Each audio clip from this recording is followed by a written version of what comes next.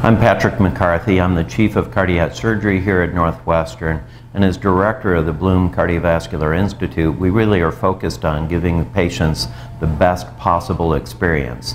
To us, that means the safest possible operation and also the most effective therapy.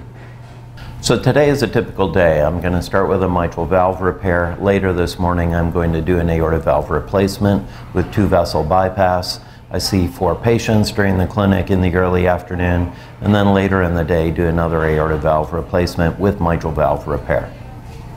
So atrial fibrillation is an irregular heartbeat, and is very common in patients with valve surgery, in particular with those with mitral valve surgery. It puts patients at risk for a stroke, so when we're there, we treat it. Almost 100% of patients that have atrial fib that undergo mitral valve surgery also have an ablation called the Mays procedure.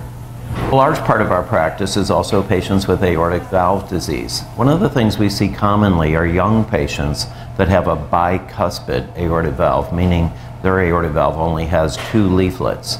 About 2% of the population have this. Many of those patients will ultimately require surgery. Some also have an aneurysm, and so we always screen for an aneurysm before surgery.